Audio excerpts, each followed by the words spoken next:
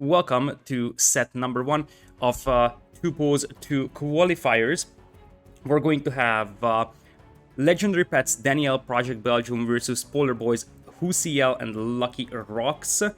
Coming up over here, in 2 pools, you pick a set of civilizations for yourself and 1 set for the opponent. That is referred to as pool 2. So you're trying to give bad civilizations for the opponent. Let's see what the 2 teams came up with. Franks and Cumans are the global bans, and it looks like Bedgum Pet, that's the legacy name of this team. Mongols, Malay, Celts, Mayans, and Britons will be the civilizations, heavy on archer civs, interestingly. From the experience of the first event 2 years ago, teams usually prefer to pick their cavalry civs first. They will be accompanied by Goths, Turks, Magyars, Incas, and Berbers.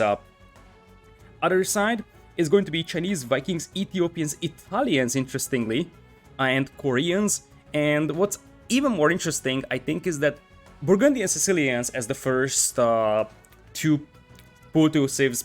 I don't think it's a surprise. They are not really fitting into the 2v2 scene overall, but we'll see them in a competitive environment now. Vietnamese is an okay choice, although it's an excellent archer civ in 2v2. The reason why Vietnamese makes sense over here is because, as you see, Polar Boys pool 1 picks is pretty much all archer civs. The only cavalry civ that's like legitimate is Chinese.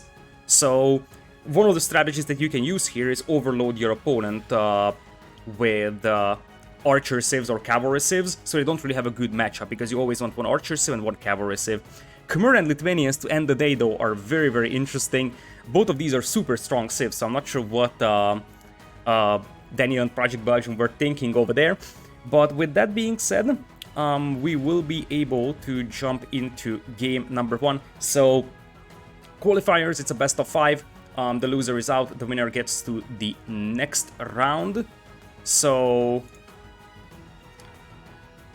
here we go. We'll launch up Capture Age for this one and get going with this.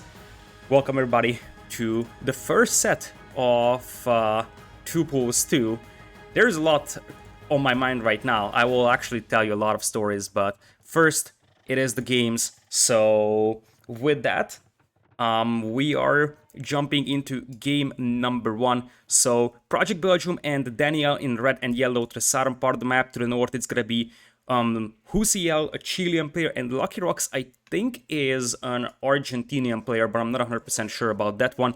And we will have Ethiopians and Vietnamese for our blue and green players. Interesting combination. I did mention that what happens if you overload your opponent with a certain type of civilization, they will have to play unmatching civs. The civilizations for Daniel and Project Belgium seem a lot more legitimate. Magyars are completely satisfactory. In fact, it's actually a very, very decent Arabia archer civ. Other side, it's going to be, or did I just say archer civ? That's because it's the morning, but it's a cavalry civ. It's an excellent cavalry civ. And Britons is a top tier archer civ. Probably not as good in 2v2 as it is in 3v3s, because yes, you have the faster working ranges, but you still lack numbering. So not an actual amazing archer civ here in 2v2, I believe, but it's a satisfactory one. The other side, as we are gonna have Lucky Rocks playing as Vietnamese in green, and Ethiopians will be the civ for WhoCL. Ethiopians do have camels, that's totally true. And Vietnamese is actually an okay-ish cavalry civ, but still, cavalry civ-wise, they are not actually that amazing. So we're gonna have an interesting idle villager over here for Daniel. Apparently he forgot about this guy, tried to quick wall that in. The gold mine is actually very, very good for him. Stone mine is also amazing. Bear is not so great, but other than that, this is a very well defendable map. Whereas on the other side, we also have a quite well defendable map for Project Belgium. This gold mine isn't perfect, but barracks here, range here, and you're good to go with this. And we do have a lame here, because laming is allowed in the tournament. So Project Belgium bringing in the scout to get that elephant lamed. He took 2 hits from the elephant, so it's already 25 HP on that scout. Lucky Rocks trying to block the elephant, but unsuccessful so far. Because the lion is here, Gaia has shared vision, so as long as you are within the line of sight of the lion, doesn't matter how far away the elephant is. So Well, it's gonna take some time until Project Belgium brings this back at this pace, but sure, he is trying, and it looks like Lucky Rocks is a bit of a trouble trying to stop the elephant, and he didn't really attempt to block the opponent's scout here, he's just trying to block the elephant, really trying to do the best he can to stop this lane. Project Belgium is getting close, but you can still block that scout. One more hit on that scout, it's now only 15 HP, but I feel like now Project Belgium is getting dangerously close to that TC. So you still need 2 hits from that elephant to kill that scout, and green already sees the opponent's base over here, and beautiful lane by the way from Project Belgium. Like, this is extremely hard to stop, and WhoCL was also bringing in his scout to take revenge, but that's not going to happen either. You could technically try a counter lane, but that seems somewhat unlikely right now for our green player. He's got no vision on this elephant whatsoever, especially with Project Belgium bringing it in right now. There is going to be no hope for our green player to redeem himself with that boar. Other than that, WhoCL has a somewhat open map from the north, which is definitely problematic, but not impossible to work with. We have free on wood from Lucky Rocks with Vietnamese, so I assume they will use Vietnamese as their cavalry civ over here. I'm very, very surprised they didn't use Lithuanians or Khmer that were actually given to them in Pool 2, because that would have definitely been a way better civilization matchup. But still, they might just save that for later games. With that being said, Daniel is playing a 20 pop scouts here with Magyars, which is a very dangerous build if you think about that. Cheaper Magyar scouts, better attack, that helps a lot, and that better attack really comes into play. So if you think about that, Magyar scout needs 8 hits to kill a vulture, a standard scout needs 10. So you actually save 2 hits when it comes to picking off a vulture. That is extremely helpful in early feudal age.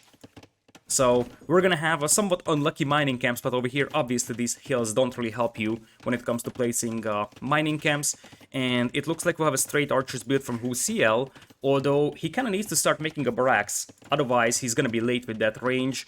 Looking at his resources, we'll switch there.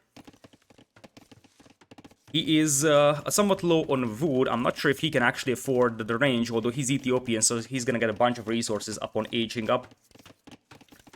So with that, there is the stable coming in. Project Belgium might be looking to deny this one, but his scout is very, very weak, so I don't think he will be able to. So he's more like just scouting his opponent. I like the way that Lucky Rocks is bringing in some vultures to take the hunt. Right now, it's fairly safe and it gives you a nice little boost. So Project Belgium going for straight archers as well. The two teams mirror each other's movements pretty much, but the difference is that Project Belgium's team has a way, way, way better civilization combination. So the other interesting thing to take a look at, as we do have a bit of a scout fighting over here, is that we're going to have a scout civ versus archer civ matchup on both of the sides. So that will be interesting to monitor as well.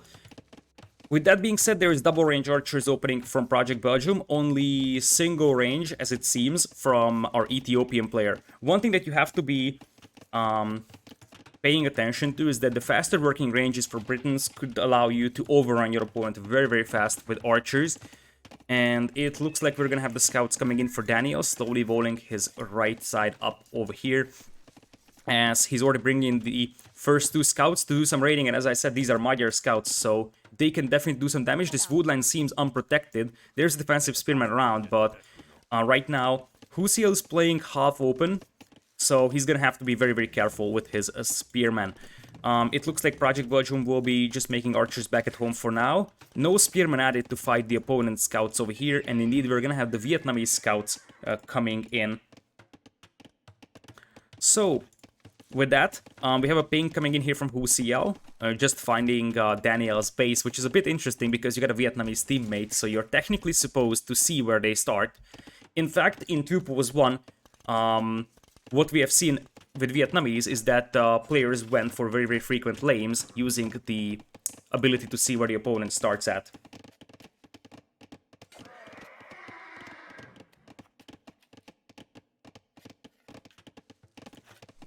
So,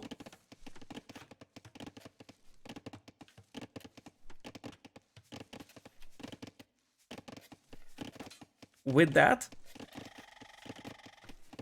we are gonna have the scouts from Daniel poking and probing, not really able to hit anything for now, and that means that WhoCL is actually going to be safe for now, and here comes the counterattack. We're gonna have the archers trying to deny the walling here, but the house walls will go up. There is still a weak part of the wall, and that being said, they will be able to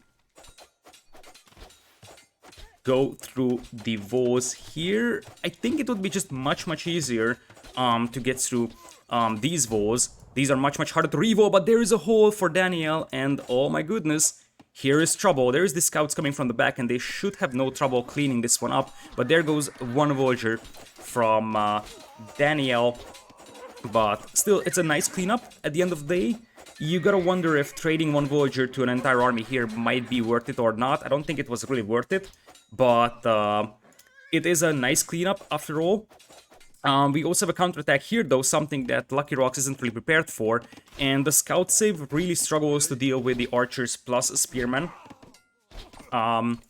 So one villager goes down. You need archer support from your teammate to make sure that you can actually hold against a significant number of archers with spearman support.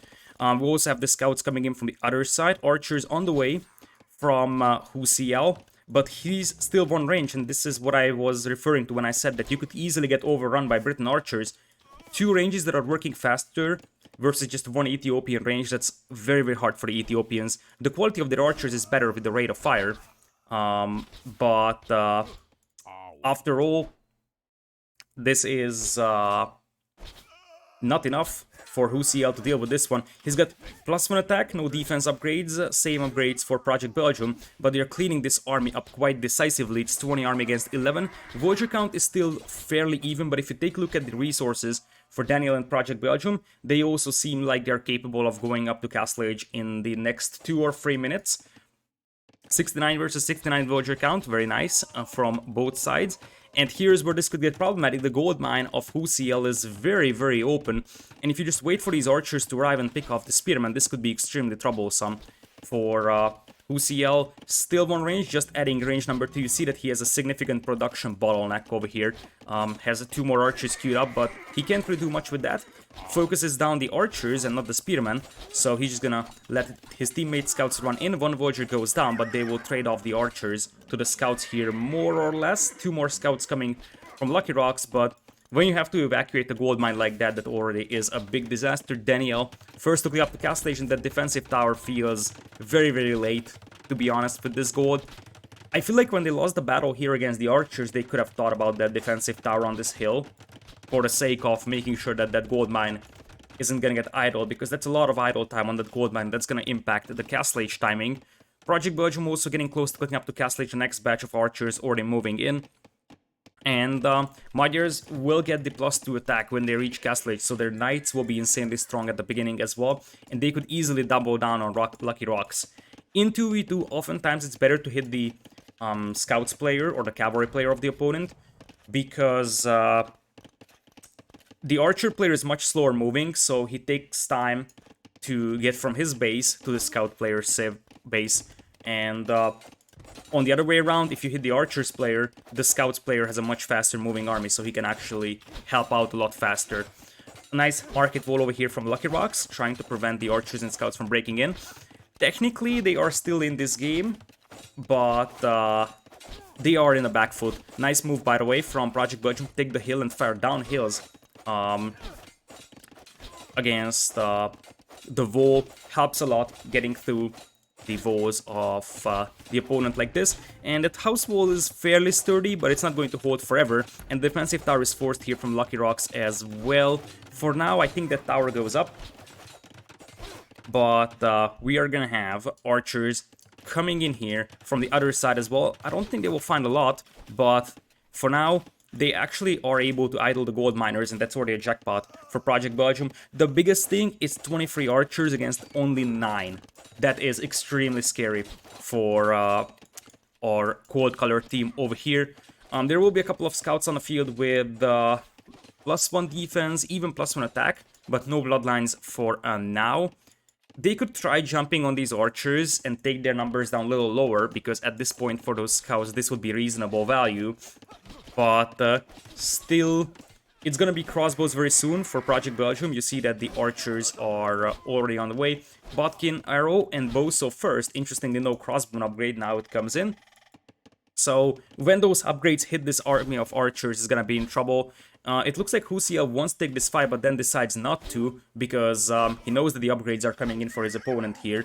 Other side, we still have these archers camping down this hill. More importantly, once they are crossbows with Britons, they can actually range this gold mine. So here they are, picking off one villager, and they're going for the wood line as well. Bloodlines on the way for Lucky Rocks, but soon the cavalry will be coming in here as well from Daniel, who is now pushing his player on the left side. 3 Ethiopian pikemen will help a tiny bit, but these are knights with +2/+2, and they are just idling that gold mine for so long.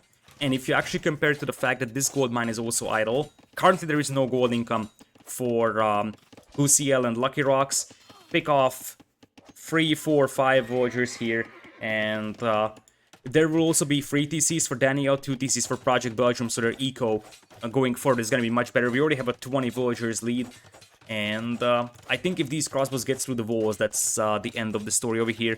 There is no reliable wood income either for Lucky Rocks. This is the only wood line that he's capable of taking. He's going for a gold mine, goes for outpost to see if the crossbows are heading there, but the crossbows are moving there and they don't really have the tools to stop it. It's only 9 crossbows versus 12 over here. And those knights are becoming increasingly dangerous, especially with such an open gold mine over here. And the bigger problem that they're facing is that their opponents are already on 3 and 2 TCs respectively. And indeed, Lucky Rocks calls the GG.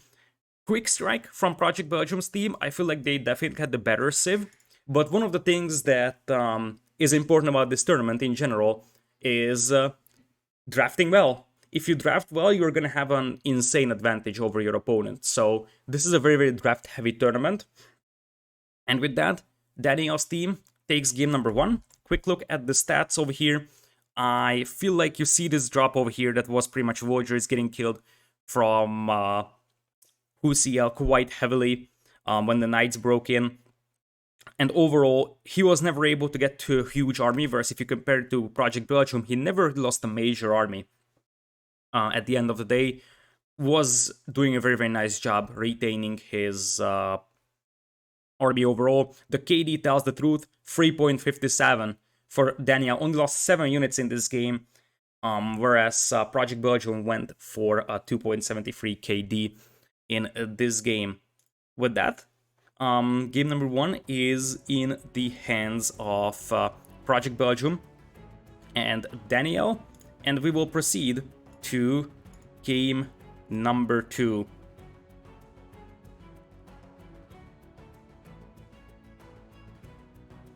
So, we are gonna have game number 2 on the home map of Polar Boys.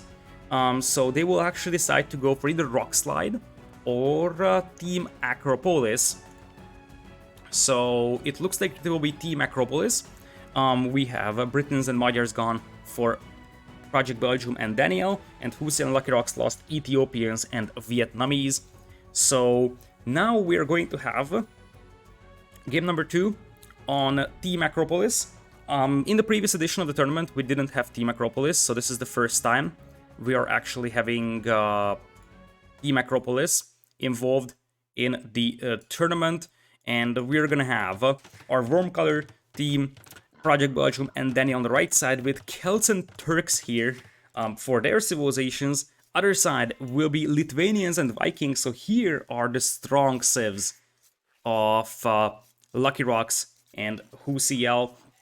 They were waiting for this opportunity here. Both of these civilizations are absolutely top tier for this map. One of the reasons why is because if you take a look at the relic spawns, you pretty much spawn with 2 relics very close to your base. So Lithuanians here on this map almost are guaranteed to have 2 relics working for them.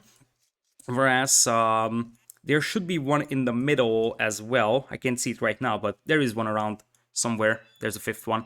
So one of the special things about this map is that this actually spawns with some extra hunt. That's a difference compared to standard Team Acropolis. So technically you can gamble on moving out to the outside and taking one extra board for yourself. So you see you start with 1-2 boards, but there is some in the distance that you can actually take as well. It is a gamble because you are endangering your villager with that. But if you're willing to take that gamble, you can actually get a nice little extra food income for yourself. So Turks and Celts, obviously, if you take a look at either of these civilizations, it is very possible to use either of these as a cavalry civ. Celts have an okay cavalry play. In Hidden Cup, we have seen some Celtic cavalry being used, but obviously not top tier. Alternative would be Turks. Turks could be your camel civ here, because oftentimes what you could do is just go camel and archer. This is a very, very tricky civilization combination though, because Celts are lacking their good Imperial Age Arbalests, so at the end Celts probably want to go Haben Siege or Void Raiders. Whereas for Turks, late game it could be Light Cav, which is extremely good against archers. But if they want to play the role of the archers, then Cav Archers will be the name of the game. So, with that being said, we're gonna have some early votes coming in here for Lucky Rocks. They will be playing Lithuanians and Vikings. I think those roles are very well preset. You do have Vikings with the Great Eco as an archer civ, and obviously Lithuanians with their cavalry play. Wouldn't be surprised to see an early monastery as well to pick up the relics. It looks like we're gonna have Project Belgium dropping a sneaky lumber camp at the back. This is a very nice wood line, and you can wall this off very easily in the corner, so this is a nice find from Project Belgium. And it looks like both players are pushing in all their deer. So, nice little extra food to start with for Project Belgium. This map is definitely a map where you can gamble on a fast castle play. However, in many cases, you're just going to open with feudal age aggression. It depends on how much your opponent is actually willing to roll. And it looks like indeed WhoCL is actually going to take the risk and go out for the hunt here. You definitely need Loom for this one, or you need to use your scout to block that boar. So it is a risk. Your opponent could potentially find your villager, or you could just lose it to the boar as well. But if you are willing to take that risk, it's going to give you an extra boar. So I would expect Mongols to still be a tough civilization. There was a lot of debate about this one, by the way. When I first saw the map, I was like, is this a good idea? But now that I think about it, it is actually a good idea. Because indeed it's a gamble, but if you're willing to take that gamble, you can actually get a nice benefit as an extra. And here comes the first scout from Daniel to do some scouting on the opponent's base, and it looks like WhoCL and Lucky Rocks might be going for fast castles here, already walling their base up as well. And we also have Voz from Project Belgium. At the end of the day, Daniel's playing wide open right now. He is 5 on wood and going into feudal age, so that actually is a scout's play from him. It is not impossible that he will try to control the map with scouts and then allow the Celtic player to just move up with the Siege Workshop, and then you can continue with Light Cav later on. With Turks, it looks like neither of our warm color team took the risk to bring in an extra boar from the bottom of the hill. And now we're gonna have Voz coming in as well for Daniel. It looks like we actually find 2 sheeps to lame here for Daniel. That's some very late laming over there, but this might still be recovered by WhoCL. He probably knows where they are going, so it's not really a big deal to recover them. So the first time that we have Team Acropolis in 2 pools map pool is in 2 pools 2. We didn't have this in 2 pools 1. But there was some inspiration drawn from 2v2 World Cups Team Acropolis. So one of the reasons why this actually got in there is because it delivered very good games in 2v2 World Cup. So with that being said, Lucky Rocks is gonna be a little tight on food for the fast castle. He's gonna have to bring in that deer as well. And it looks like we have Daniel inside the base of his opponent over here, because these walls aren't finished. In fact, they are far from being finished. That could be very concerning if scouts arrive from Daniel, but What appears to be the case is that Daniel is just going to go for a Feudal Age boom at the end of the day. So we're gonna have the Vos up for WhoCL and Lucky Rocks, both going for a fast castle. Daniel goes for Feudal, he gets the eco upgrades, and then he's gonna go for just a Feudal Age boom and Castle Age. That's a little bit safer to do. But I don't think there's gonna be a massive benefit from it. And we could see Cav Archers at the end of the day, because if things go this way, I think the Celtic player is just going to go for a siege push. There's the 2 Fort Voyagers coming in from Project Belgium. Those Fort Voyagers are actually quite early, to be honest. He's just going up to Feudal, so I'm not really sure what these guys will do, unless it's a forward base. Because you see, there is no barracks even for Project Belgium. It could very well be a forward base and go pike in siege. And that's a nice way of countering potential Lithuanians on this map, trying to deny their relics, because these relics are easy to pick up, but not guaranteed if there's a forward aggression coming, and I would think that they will try a forward base somewhere around over here. So, Voyagers moving forward. There is actually some deep fish on this pond, so I'm curious if we'll see some teams attempting to go for a dock here. Because it might be worth it. There's 2 drops of deep fish, some shorefish as well. It's not a huge boost to your eco, but some might think it's gonna benefit them.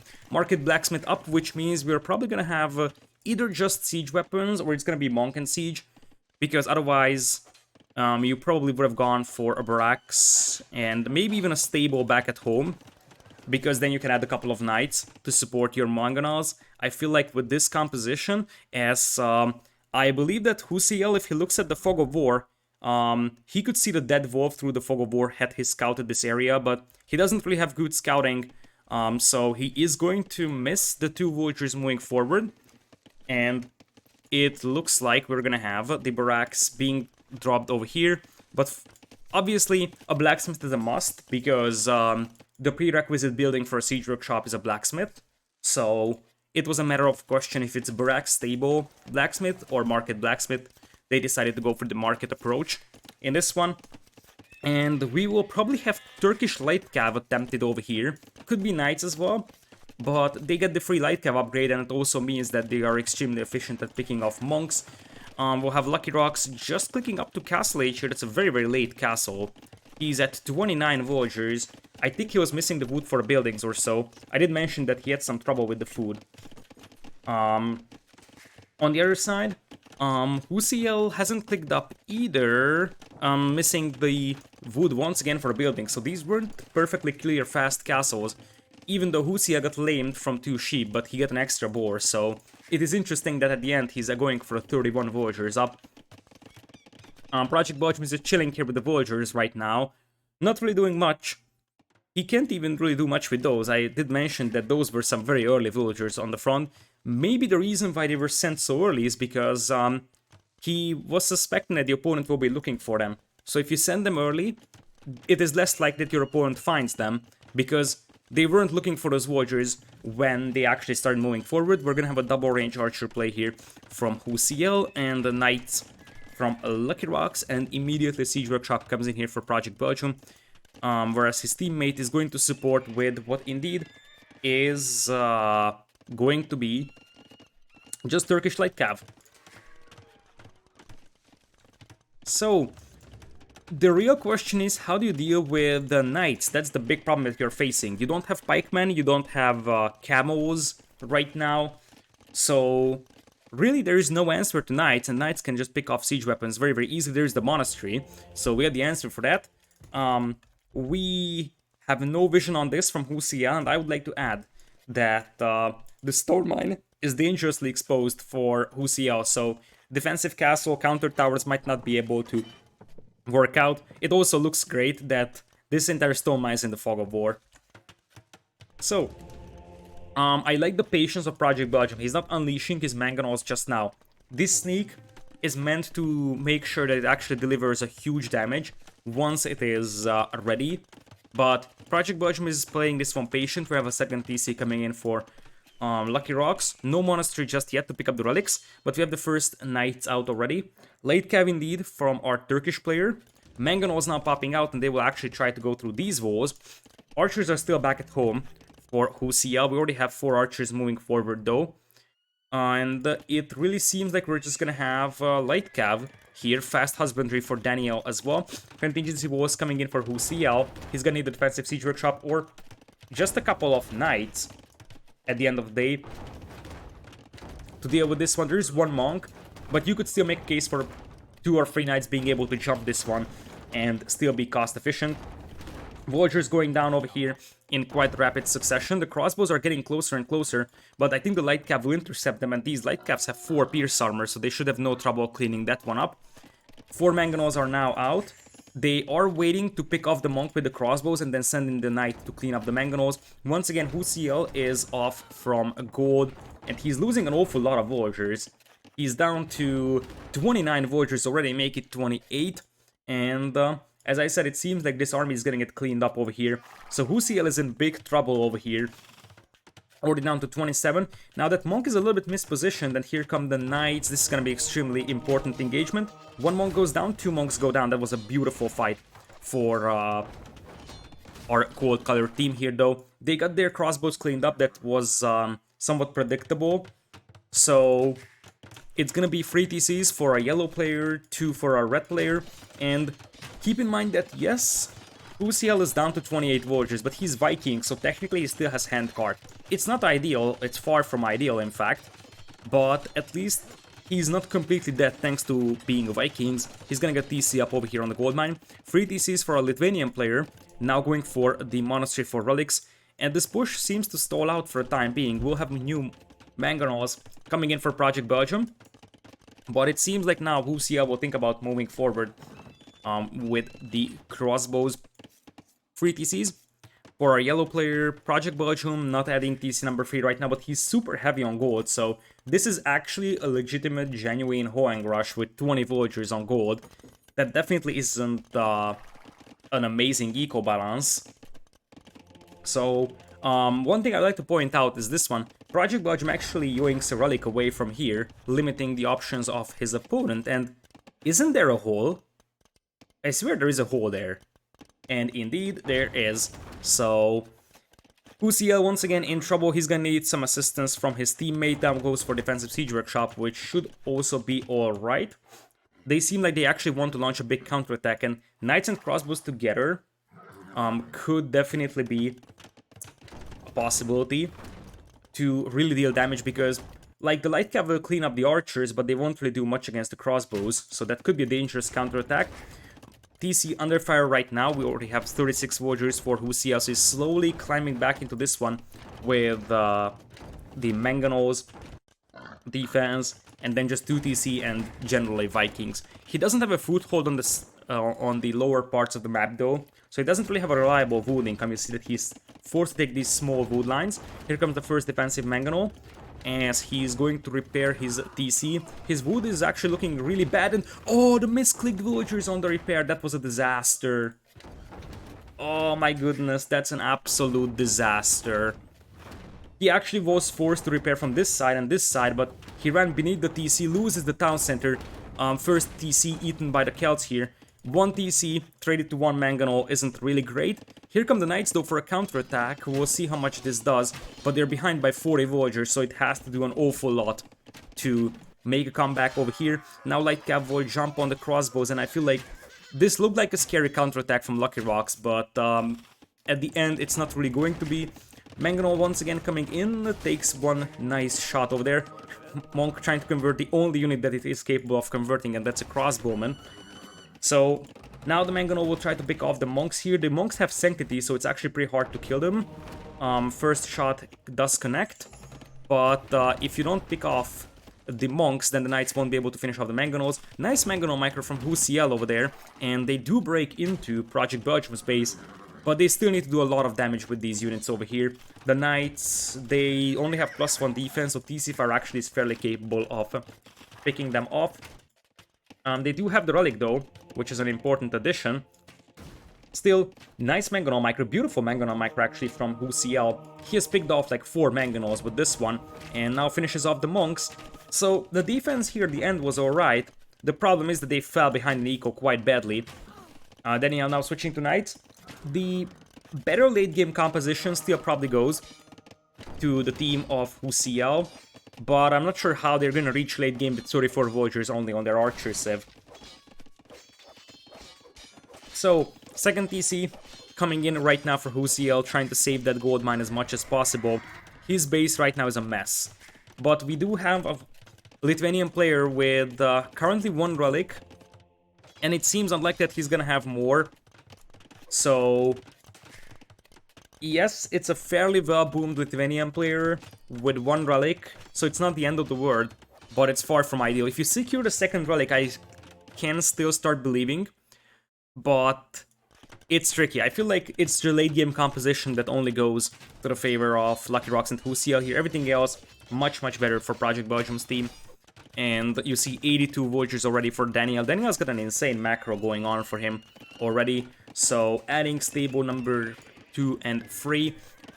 And he might just be continuing to play with the Light Cav as an answer to the Archers. So we could see something like Light Cav Halberdier as a composition. Because the Turkish Light Cav does kill the Archers. And then you would use Halberdiers to finish off the Lithuanian cavalry. That would be very viable, I believe, over here. Mangonel pops out, misses the shot though. Knights are on the way as well. And at the end they will save the siege workshop, but there is a couple of knights over here from Daniel, and you need some quick walls to make sure they don't flood into your base. These knights do have +2/+2. The Lithuanian knights here only +2/+1, and there is always a hole. There is always a hole, and they actually get in here. So Knights will start rampaging the eco of WhoCL. He's just not given a chance to breathe. He's down to 38 Voyagers once again. And look at the flood of Knights now for Daniel. He's fully boomed that he might just go for a full-on Castle Age pressure and just try to raid his way to victory in this one. And so far it is working very nicely. WhoCL is getting close to Imperial, but it takes 4 minutes to get into Imp. He would get Cavalier. And even then, I don't really see this one working out for them. Daniel's team seems to have more map control in this one. Monk trying to convert Villagers. This could be an important Villager conversion if it happens, because there is no 4 Villagers anymore for Project Belgium, so converting one would actually be helpful. But now it seems like Daniel is just going to flood Knights to the green player's eco, who is forced to just idle half of his eco. 176 Villagers with 120. With that, I feel like Project Belgium and Daniel are very close to their second victory in a row, and very close to advancing to the next round, because this is only a best of 5, so they would move to match point after 2 fairly decisive victories. So 183 Voyagers, 120, and Imperial Age is coming in for Lucky Rocks, but he's got 9 Knights on the field with +2/+1, and I'm not sure if he can actually afford to get Imperial Age upgrades here for himself. I understand that they're hoping in this one, that's basically their only hope, that Lithuania and Imperial Age will save them, but that still seems somewhat ambitious, especially with our Celtic player already imping as well, and I would think that this is going to be Hub and Siege here. You assemble barracks and workshops over here, and you just go Hub and Siege, because crossbows won't stop that, and your opponent is mainly having Knights, so Halberdiers should be more than workable with that composition. Imperial Age coming in as well for Daniel, so I feel like when our cold color team seems that Daniel and Project Belgium are both Imp, I think they will tap out. They combine for 122 Voyagers, whereas Daniel alone is 106. They're doing an excellent raiding over here, and indeed, Lucky Rocks is just hoping that Lithuanian Cavalier can save the day, but at the end of the day, Daniel will just go for heavy camos if that's a problem, or we could see Project Belgium with Halberdiers. Project Belgium apparently will go for a castle over here with that stone. In fact, he's got 2 castles worth of stone, so he might end up just going for Void Raiders, which would definitely be a possibility, but they see the flood of Knights here, as we will have coinage from WhoCL coming in. So we're gonna have still 2 TCs for him, 57 Voyagers. He's gonna click up to Imperial, but as I said, I feel like now with Project Belgium's second castle coming in, map control is heavily in the favor of our warm color team. And with that, Imperial Age is in for Lucky Rocks, congratulations, you can afford Cavalier. He actually has very, very good resources. So, it really seems like he is actually able to afford reasonable upgrades. So, Project Belgium's team still has to be careful because Lithuanian Cavalier is no joke. But still, I believe it will just turn into either Heavy Camo from Daniel. He's going for Hussar only. And then Project Belgium needs Halberdiers exactly now, he's going for that. Is slinging allowed? Slinging is allowed in Imperial Age. So it's the same rules that were used in 2v2 World Cup in terms of slinging. We decided that that went well, I believe, there. So that's basically standard slinging rules. Now here's the deal. Project Belgium will have Halberdiers, but it's gonna take quite a lot of time for him. He's just getting pikemen and he doesn't have any numbers on the field. So theoretically this is still winnable for Lucky Rocks. He's gonna have a reasonable amount of fairly well upgraded Cavalier in here, so he could do quite a lot of damage. Now it's Camels coming in, but Heavy Camel takes quite a lot of time to tech into, and at the end of the day, standard Camels don't really do that much. They're actually able to slow this one down, but you gotta be careful with this one if you're Project Belgium's team, because the Lithuanian Cavalier can really overrun you. There's gonna be some counter raids going in, and the eco is still way better for Daniel's team. But this is the time to shine for Lucky Rocks, because he could definitely do some damage with this Heavy Camel in 120, and we're gonna have Hob and Onager against our blue player. We will have Paladin even for Lucky Rocks, as we will have Daniel's starting to lose Voyagers, but still, the Voyager discrepancy seems just massively in the favor of Project Belgium's team. So, I really don't know how Lucky Rocks' team would be able to turn this around. Good raids are the key to this one, that's for sure. So, if you keep doing raids like this, eventually that's going to start turning into something. But still it's 100 Voyagers lead, and the other problem is that you have to stop this raid, and it seems like that is not going to happen. So, Daniel's team takes 2 in a row and moves into match point. So, with that, we are going to take a quick look at the stats. Once again, KD is in the favor of Daniel. Fun fact, this is something I've just noticed with Capture Rage. Apparently, if you lose 0 buildings and you kill some, then you actually get an infinite building KD. I like that. That looks so cool. I wonder what happens if you do 0, 0, though. That's an interesting question, because 0 divided by 0 is not infinity. 3 divided by 0 is actually infinity. But 0 divided by 0 would be a fun one. Alright, so with that, Daniel mostly having the X resource, and you see that the biggest problem was that WhoCL got pushed really hard in the middle of the game, and he wasn't able to recover from that. There's a 0 divided by 0. No, there is no 0 divided by 0 over here. But it looks like we're gonna have a cross out in that case. Just a dash. Yeah, that's true.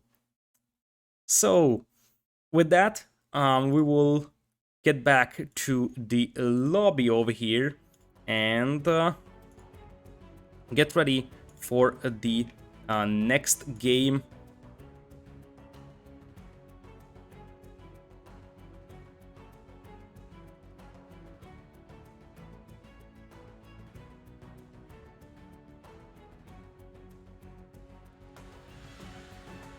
So, what do we have left for our warm-colored team over here?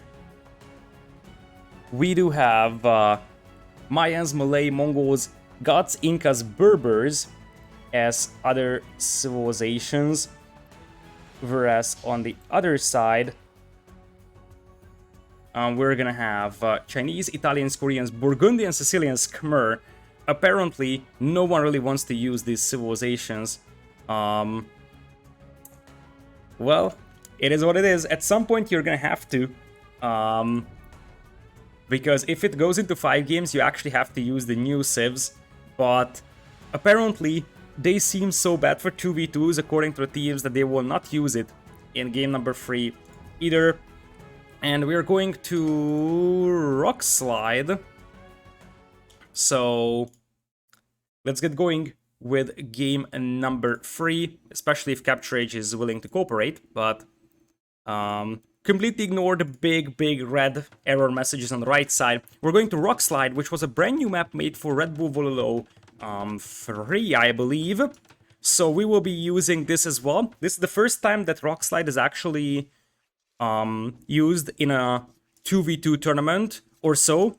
This is the first time as well when it's used in a random map setting other than Empire Wars. So we have seen this map being used in Empire Wars, but not on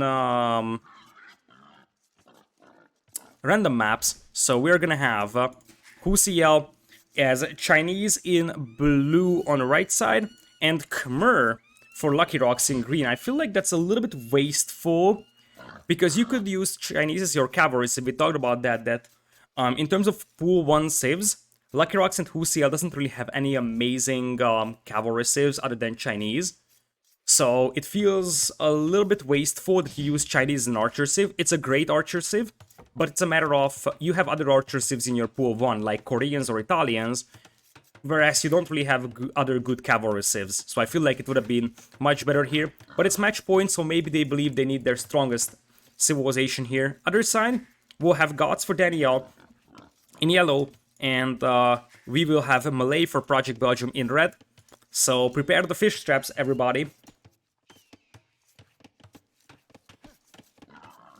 So, with that, here's how Rockside looks like. You have the majority of the wood in the middle over here. You start with the mill. That's extremely important difference compared to other maps. So you start with the mill for yourself. The gold is always on the outside, so you're gonna have to move out here in order to be able to grab the gold.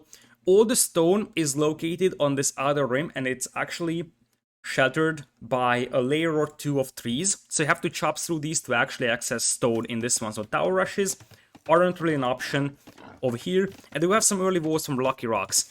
Now with Khmer, you could think about going for a fast castle here, but there isn't really a huge amount of food on this map. So you see that there is no pushable deer, for example. There is no mineable gold within your base as well. And because of that, at the end of the day, I am not 100% sure how Lucky Rocks actually wants to approach a fast castle like this. You could technically try to go for a market play, but that's not really going to use the real strength of Khmer. With that being said, we have the second boar coming in already for WhoCL. Both of them are walling themselves up early. I understand why they went for this map from the perspective that it is relatively easy to defend your early base, so you're not exposed to scouts like you are in Arabia. They wanted to go for a more closed map, potentially go for late game.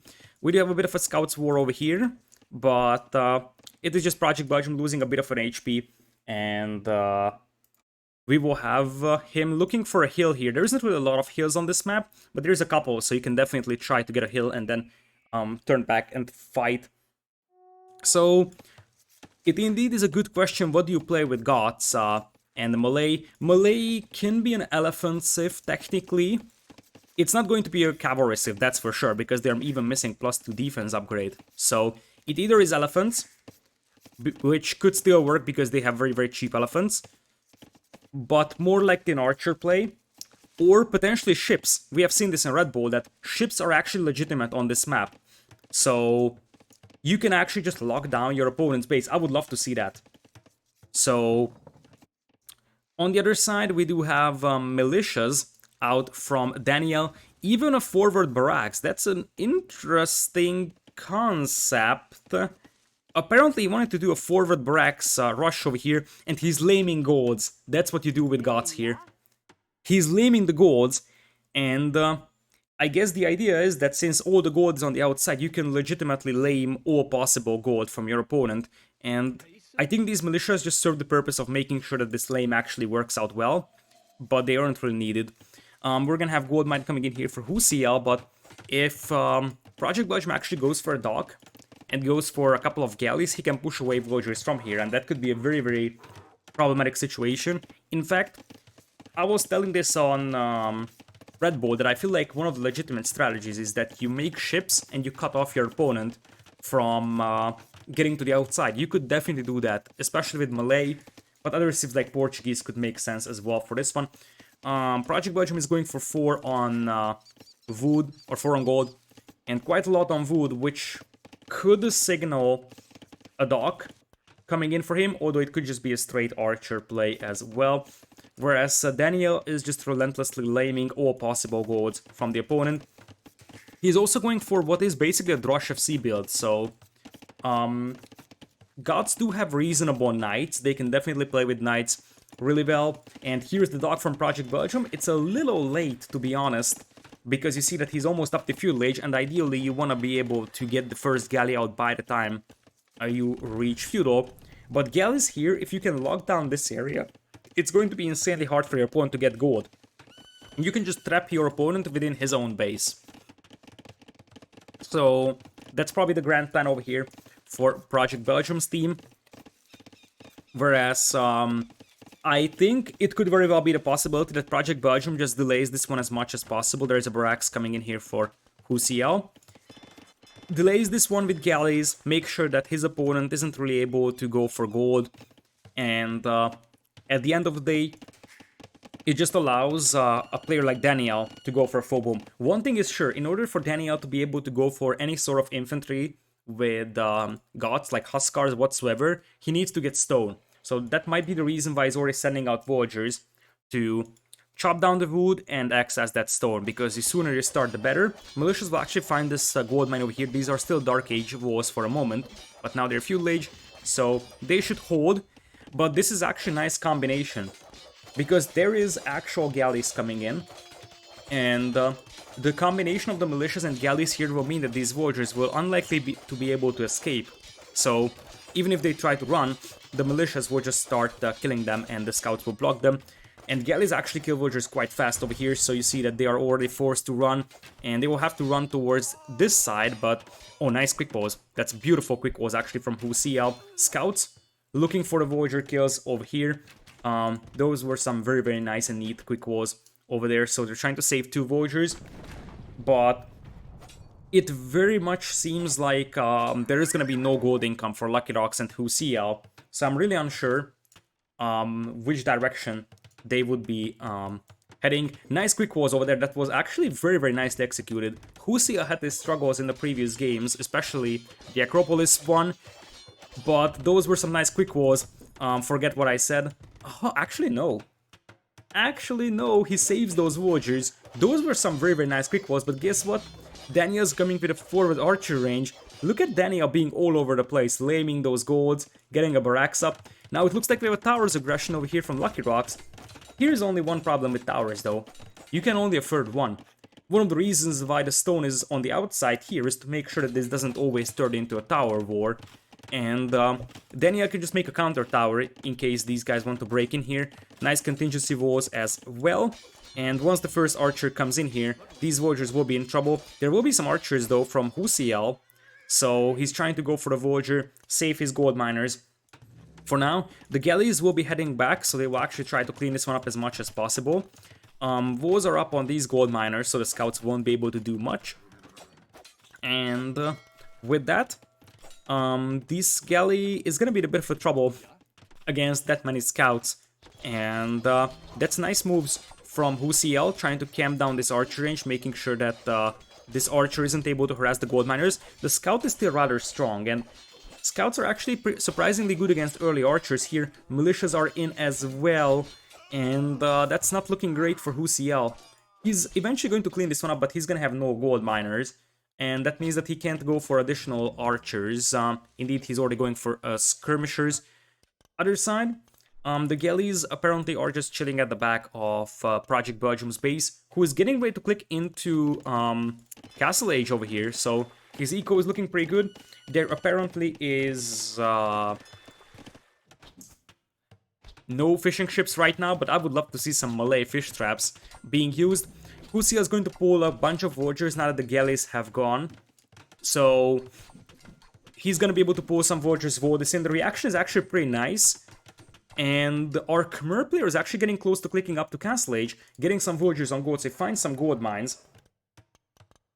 So this is actually looking pretty decent for green and blue. Because especially if they intercept 2 or 3 villagers here, or even pick off one on the gold mine, they are going to be competitive in villager count. They will have docks coming up for them as well, and their castle age times will actually be somewhat comparable to the opponent. And indeed, here comes the scouts, pick off 3 villagers. So that's a nice start. There's defensive tower for Project Belgium, so most of the villagers will be safe. But 4 villagers down is Project Belgium. He's Malay, so that doesn't really impact him that much. Now he's still even terms with the opponent in terms of villager numbers. But here's the deal. You lost your villagers on your gold, and now there's galleys coming in as well to harass that gold mine. I don't think there is actually a place where these galleys can hit that gold mine without the tower being able to help. But now both teams do have galleys on the field. It looks like we'll have some archers pushing this gold mine, but knights will be coming in from our Khmer player. Galleys once again will try to idle the gold income from Project Belgium. And I feel like, given the circumstances, Lucky Rocks and WhoCL actually recovered quite nicely. They will miss on those 2 villagers moving forward, and it seems like they're actually going to hit Daniel's gold mine. You see the red pink coming from Project Belgium. He knows that these villagers will be exposed, so he's going to send them over here. Getting close to being able to access the stone. Fast war galley from Project Belgium. Here, still 1 minute away from Castle Age's Lucky Rocks, and the bigger problem is that WhoCL is nowhere close to Castle. So his galleys will just be pretty much overrun by war galleys here. Still, there will be knights as well. Khmer using their house bonus, jumping in the houses for safety. One of the reasons why Khmer is a nice civ for this map is because you can make houses close to your gold mine and jump in there. Here comes once again the laming from Daniel, just voling in the gold mine as much as possible.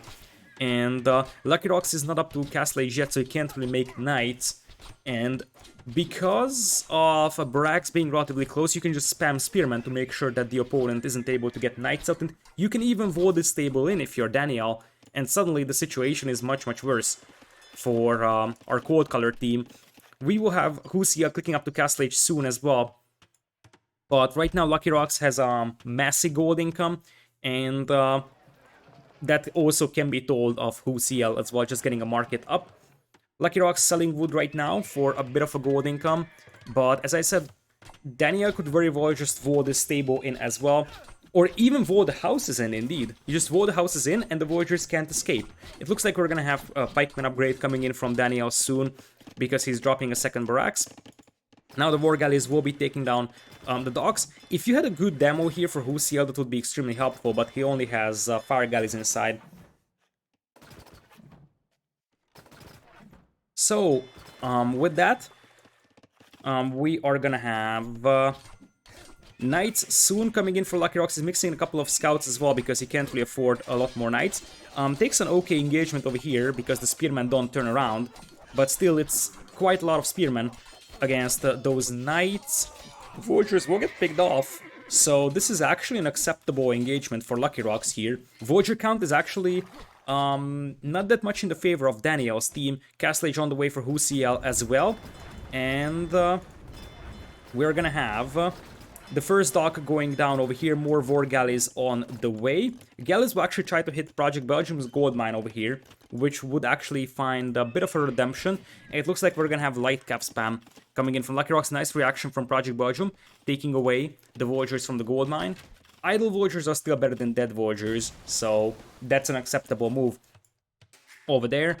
And with that, we will have the second dock going down as well for Project Belgium. WhoCL going for double stables himself, so we'll have a double cavalry play from both of these players. Light cavs are fairly weak over here, and they're being chased down by scarily huge amount of spearmen. And I feel like this could very well turn into a pike and siege push. The TC spot was blocked by the archers. I'm not sure if this was intentional or just a random nice move. But regardless of that, they were able to block that TC foundation. And that's a lot of spearmen, man. So there is still a couple of galleys for WhoCL, but he doesn't have docks to actually upgrade them. Getting a TC up on the outside is extremely important. So that way you can actually establish a foothold on a gold mine, and you can no longer be denied by ships because you can just use these villagers on wood and food, and you can use these on gold on the outside. So that is extremely helpful from that perspective.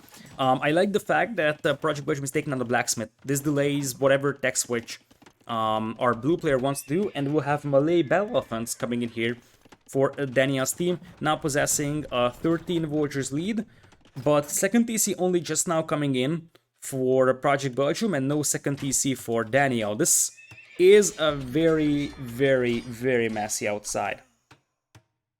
So, Spearman out here. There's a stable as well. By the way, Daniel is still Fuel Age. I'm just noticing that. Holy smokes. He's gonna click up the Fuel Age at like a nice and fancy 30 minutes time. So one of the reasons why there's 17 villagers ahead is because one of their players is still Fuel Age, and they're up against 2 Castle Age players. And that's why he didn't go for Pikeman. I didn't even notice this. Quick Walls are now coming in, but here come the Knights, and this might be the first game that Lucky Rocks and WhoCL really has a good chance in, because they're picking off villagers from Project Belgium, one of their opponents is still Feudal Age, and because of that he doesn't really have an answer to Knights, and now that there is like a steady gold income for Lucky Rocks, he can actually go for Knights and eventually overrun the opponent. Because Spearmen are nice, especially the Gothic Spearmen, but at the end of the day, they're not super amazing. Daniel is actually gonna go for a defensive tower here. He's the one that has access to stone. His teammate doesn't, so that's why he's making the defensive tower for his teammate. So we're gonna have some battle elephants coming in here. Response will be monks for now. Defensive tower is up, which protects this gold mine now entirely. But now it is Daniel who's gonna be in trouble because of those knights, or the knight and light cav will just run over here on the gold mine once again. Third TC coming in for both of our blue and green players. And that's quite a lot of battle elephants now. But there is at least one monk here. If you get the second one, you should be good to go against this one. Daniel is on the way to Castle Age, but villager count is very close now. And army numbers also pretty close, but if you take a look at the army quality, it's 10 spearmen that are rather slow moving, and they won't be able to just stop these raids unless they are specifically camping the base of either of these players. I don't even know where those spearmen are, they're chilling on the far left. So now Lightcav tried to break in over here, and Project Belgium apparently has the reaction time of a 1300 player right now in this one, as this completely catches him off guard, and he's gonna need some crazy quick walls over here, and that's going to fail. And there is not really anywhere to go from the middle of the map over here, so we will have a couple of villagers killed at minimum, and that's a great raid. For the value that you invest here with the light calves and the knights, I feel like this was extremely good value. Killed quite a lot of villagers, forced a lot of panic and chaos inside the opponent's base, and there is already the next batch of light cav. So Project Belgium right now has an awful lot of idols. So basically no food income for Project Belgium if you take a look at this, 0 on food. By the way, Project Belgium is floating 1700 wood right now. 1700 wood, man. What is he even doing with that?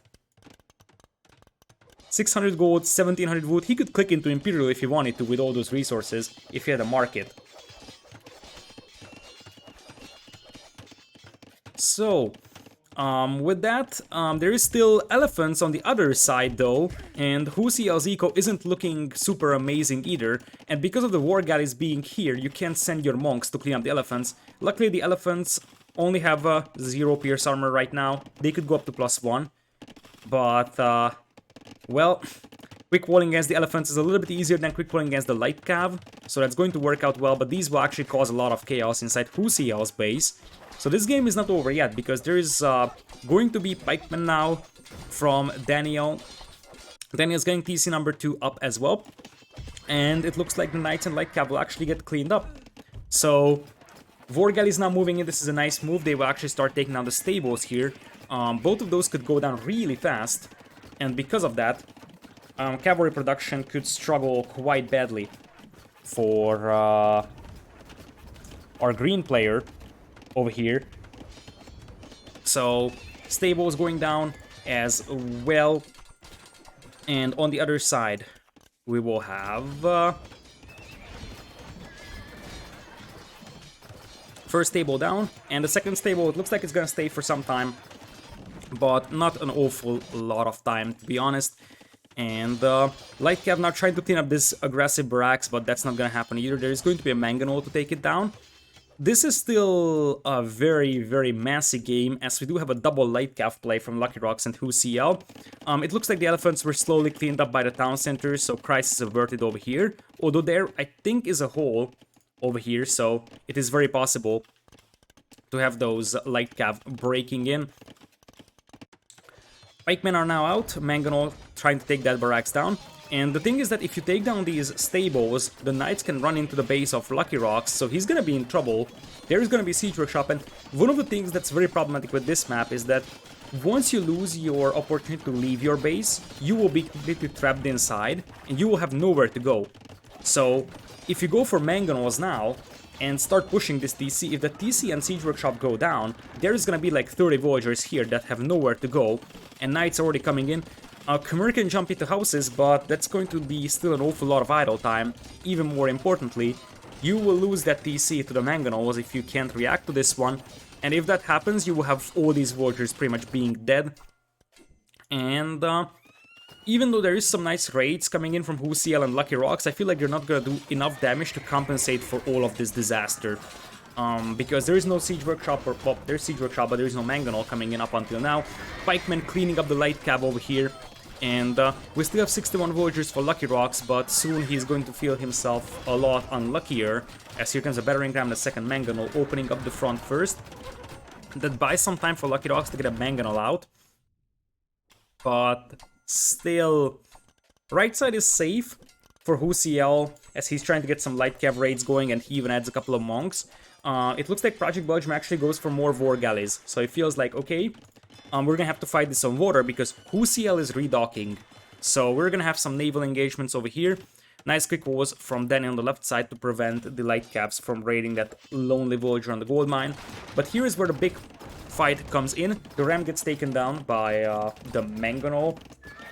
And at the end of the day, you're gonna have the Siege Workshop being exposed to the Mangonel fire. Other side, we have some Light Cav raids, but they're not super duper omega amazing. So if this Siege Workshop goes down and there is no more Mangonels, this TC could be in a massive, massive trouble. So here comes the Siege Workshop being taken down, and Knights are now jumping on top of the Mangonels, though that's a beautiful move from Lucky Rocks. Saves the day with the Knights. There's gonna be some Knights inside his base as well, as Daniel's trying to dive in and pick that Mangonel off. Project Belgium, one thing we didn't pay attention to is then he's going into Imperial, so he's gonna have Galleons pretty soon. Prioritizes Chemistry first, and then Bracer and Galleon. And he's gonna have 34 war galleys on the field soon with Galleon. This is the moment where WhoCL wants to take this fight. Goes for careening for +1 defense. That is going to compensate a tiny bit for the lack of Imperial Age upgrades.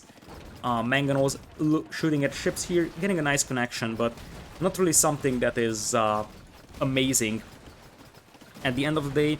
So here comes the cleanup from WhoCL apparently. Now there was our Galleons, but numbers seem to be in the favor of our blue player. But on the right side, the Galleons will strike back, and suddenly hitting this part of WhoCL's water. Behind this one, we kind of overlooked the fact that we already have 80 villagers for Daniel, which means that he's getting closer and closer to just pretty much flooding the infantry with gods, and that's not something that we should underestimate. Nice Mangonel shot over there from Daniel, and eventually this is going to be a hold here from WhoCL and Lucky Rocks, but they're still both in Castle Age, and they don't get into Imperial in the foreseeable future, to be honest. Now we have WhoCL on stone though, with quite a lot of villagers. He might try to get a castle up around here to prevent the ships from potentially crossing around this area. War galleys will actually do a counterattack, so they will try to hit Daniel's base. Daniel's now on 4 TCs. We have 3 TCs for Project Belgium, 4 TCs as well for Lucky Rocks. Going for some massive T90 farms over here, if I should say.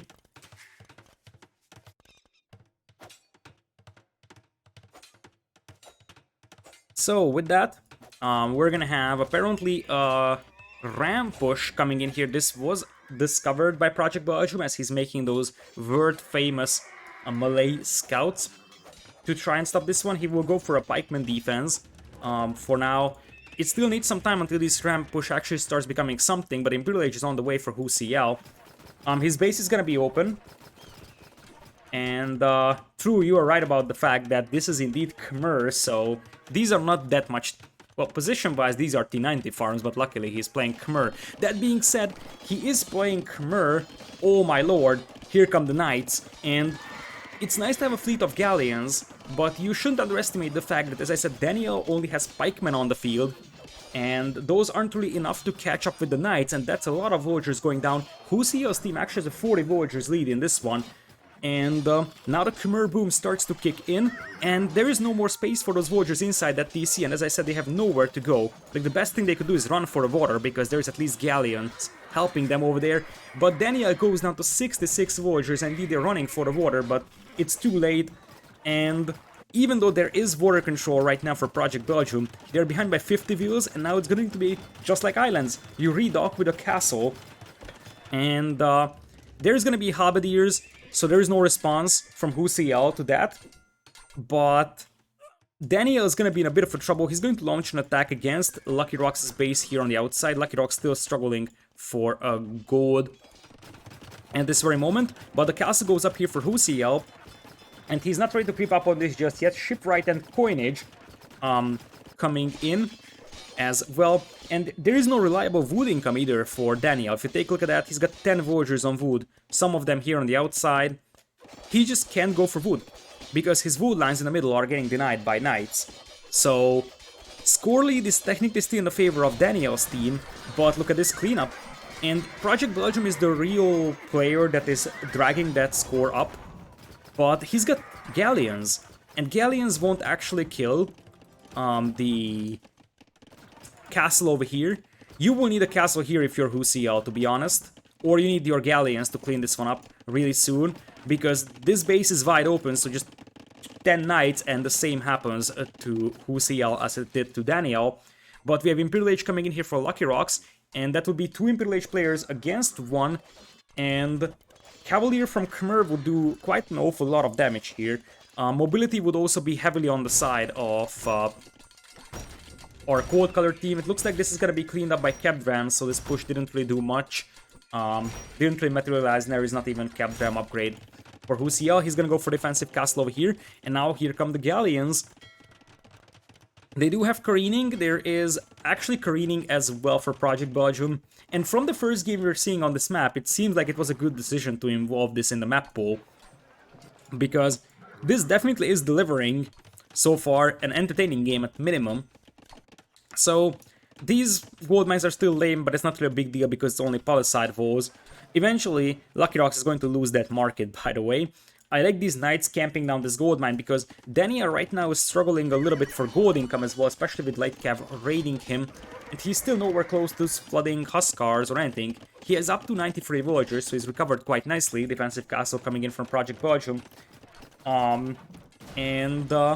With that, there is gonna be a considerable amount of galleons for WhoCL, one of them or 2 of them actually being trapped in here. That's quite unfortunate because of that dock placement. But yeah, count out 2 of those galleons because they won't be able to help out at all. Feels bad. Anyways, it looks like we're gonna have an Arbalest play now for WhoCL. Guard Tower and Cannon Galleon coming from Project Belgium. I would like to add that now that you access Stone on the outside, you can actually go for towers, and that's exactly what we're seeing from Project Belgium. So he is going to add a Guard Tower in the middle, and this denies a lot of wood income. This apparently catches WhoCL off guard because he's not gonna notice, and Guard Towers at Villagers Garrison, they actually do an awful lot of damage to villagers, and I think that WhoCL is busy fighting his ships over here. And we do have 16 ships versus 23. Now he realized that he has to run. Luckily in 2v2 you can actually chop in the direction of your teammates, so there is still a space for him to chop wood at. Villager count getting closer and closer in this one, as the galleons now go down. More guard towers on the shoreline, and there will be cannon galleons being mixed in very soon as well. but we have a Hussar spam in preparation for Lucky Rocks. So once again, I think they will just try to run into the base of Daniel here, or try to hit this part of his eco, which is super stacked. 4 TCs right on top of each other. This is a massive eco here. Other side, as predicted, these galleons will get cleaned up by superior numbers, and one thing that you could do if you're WhoCL was actually start getting rams out, so that you can take down those guard towers. You have to be careful against that guard tower, because it does deal a quite decent punch on your ships. And the other thing that you have to be careful about is that now, cutting through the middle is actually a possibility. So, light cavalry's coming in right now. Daniel is going to lose some villagers, but not an awful lot. Pikemen are here to help out. There is also halberdiers for Project Belgium. And so we'll now have a couple of Chu canoes out. Actually, there is more ranges, so we will see probably more arbalest. And there's an aggressive castle drop here now from WhoCL. He's pushing forward with this one. His opponent's up to 22 galleons, but it's 31 now. And do you know what you could do with melee on this map? You could make harbors. Indeed, these are now harbors. So he went for Thessalocracy, and now those are harbors. So they are actually capable of controlling these borders here very, very nicely. This is actually better than like having 2 defensive castles in many ways against ships. That's the castle coming in though, and traps will still take down harbors. Left side we have some Knights raids from Daniel, and apparently Lucky Rocks is starving a little bit for gold, so much so that he ran into like 20 pikemen trying to get some gold income for himself. Best thing that he could do is take this gold mine, to be honest. And so we are gonna have a big galleon fight over here. Numbers seem to favor Project Belgium, but the castle, I think, will go up. There is dry dock for those ships. Upgrade-wise, they're actually equivalent to the opponent's ships over here. Project Belgium does have shipwright, which gives him a bit of an edge. And the castle being up helps quite a bit as well. Project Belgium already has a trap out, and he's bringing in no more, but getting a next castle up. No trap just yet from WhoCL. In fact, he's believing in the power of the rams, so he's gonna start pushing with those. Slowly preparing a push with arbalests as well, but for now it's just 2 canoes. Left side, we're gonna have a castle coming in as well from Lucky Rocks. And do you know what you could also do with Khmer here? Ballista elephant cuts. You can cut into the opponent's base with ballista elephants and just land 20 light cav in there. It looks like we're gonna have heavy scorpion, as Daniel is up to Imperial as well, getting squires in, so I feel like we're getting close to an infantry flood. In fact, it is gonna be a flood of halberdiers, so it's gonna be heavy scorpion and hussar in this one. Rams for now will just be the punching bag, so they will just be absorbing damage from the galleons.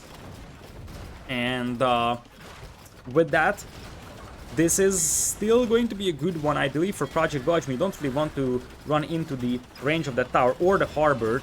I think the best thing that WhoCL could do here is actually get some traps out. Bombard cannon is out already for Project Belgium to out-micro the traps.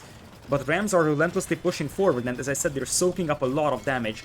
So even though it is only 12 ships against 35, a lot of those ships from Project Belgium weren't targeting the opponent's ships. Still, trap is the name of the game, I believe, for WhoCL. He needs to start trapping down first that trap, but then potentially the harbors. Still, he is on 6 docks, whereas his opponent is on 6 harbors. Over here, Huskars are now coming in as well. It's gonna be an insanely hard to stop Huskar and Scorpion Flood. Castle still standing over here, but now there is some rams coming in. 2 canoes will make a quick work of that. And now the castle can actually shoot at the galleons. And 2 canoes are actually somewhat acceptable against Huskars. They're not amazing, but part of that comes from the fact that they're not elite. But still, 2 canoes are some of the better archers against Huskars. They're still not amazing though. And now it looks like Project Belgium's team is actually pushing forward. In many ways. The flood of halberdiers now reaching the base of Lucky Rocks. Scorpions slow to catch up. There's also a couple of Huskars running around. We do have a lead battle elephant for our Khmer player over here. An interesting decision against halberdiers, but I guess he needs something as the Huskars. The castle goes down, and now it looks like WhoCL is getting pushed back on the right side. So is his teammate on the left, and I think this is an okay fight for Daniel. He's picking off quite a lot of those Scorpions with Huskars. He's picking them off with the Halberdiers as well, so the cost efficiency was definitely on the side of this engagement. And Voyager count now, once again in the favor of Daniel's team. And now it's Cannon Galleons. And it seems like for a moment, Lucky Rock's team had the chance to make this into game number 4. But Project Belgium's team looking really strong. So that is an excellent start for them for the tournament. Seems like they might be able to close this one out with a 3-0 because the right side is now collapsing, I would say, for WhoCL's team. There is no trade being established for either team, so there's a lot of gold on the outside, so you don't need that immediately. But at some point you're gonna have to start thinking about that, especially if the game drags even longer. So Cannon Galleon is now taking down the siege workshops. And you could also start dropping, as I said, another tower here, or just try to chop through. Because you can very well chop through here. Now, it is 143 army against 62. Part of that comes from the Glottic Flood. These elephants do have all the upgrades though. Tusk swords and whatnot. So it's gonna be Elephant and Scorpion, which is still a dangerous composition. If WhoCL can slow this one down here on the right side, maybe there is a small hope for them. There is Siege Rams out there to absorb the arrow fire, and it looks like we're gonna have Champion being teched into by WhoCL. 43 ships against merely 29, and there is no siege gems on the field to help out. Treb's now coming in here for Project Belgium as well, shelling the buildings. Left side, it's looking better for Lucky Rocks, but the right side is looking extremely grim right now for their team. So this is what I was talking about when it comes to Rams. They actually absorb arrow fire quite nicely, so they help quite a bit in terms of water fights. Sometimes you see them on islands as well. And the problem here is that Lucky Rock's army is extremely expensive, and his opponent is just spamming relatively cheap units over here. You look away for a second, then you lose 20 Scorpions, so you have to be very, very careful. It looks like the market being pinged in the corners, so we will have trade being established by our legendary pets. And with that, soon wood control is going to be an issue for these players. You see that WhoCL is running out of wood at the back of the base. There is more towers coming in for Project Belgium. Castle goes down. It is now 34 galleons against 31. And champions are being teched in to deal with the Huskars, but the mobility problem is gonna be there. And it is now a 15 Voyagers lead for Daniel's team, even though Voyager lead at this stage of the game starts to become more and more irrelevant. But left side, Elephants pushing relentlessly. The castle, it looks like it's gonna go down just by a bit. Indeed, if those Hussars actually focused the Treb, then maybe they could have done something about this. But here is the problem. Now you're up against a fully boomed Gothic player, and champion this, champion that. Huskars will just outrun you and start killing your Voyagers big time. They could just run in here. If 5 Huskars run in here, that's minus 15 Voyagers. So this push is nice, but it's too late, I believe, for Lucky Rocks, because he's actually killing his opponent slower than his teammate is dying. So now the Huskars will just run towards our green player, and Light Cav aren't amazing as Huskars. So Huskars still have a reasonable damage output, they have good HP, they will trade relatively well against Light Cav, and we're gonna have a forward castle from Project Belgium. The Huskars just crippled the eco of WhoCL over here, and Project Belgium is here to finish off his opponent. But I definitely think that this game, just the first set of qualifiers in what was a fairly one-sided series in the first place, game number 3 delivered big time, and we had an insanely good game. Over here, WhoCL and Lucky Rocks tap out, but I think they can be proud of this game because they had their shots in this, but at the end, the Flood of Gods will finish off our cold color team over here. And really, this map was just so amazing. I'm actually impressed by the quality of this game.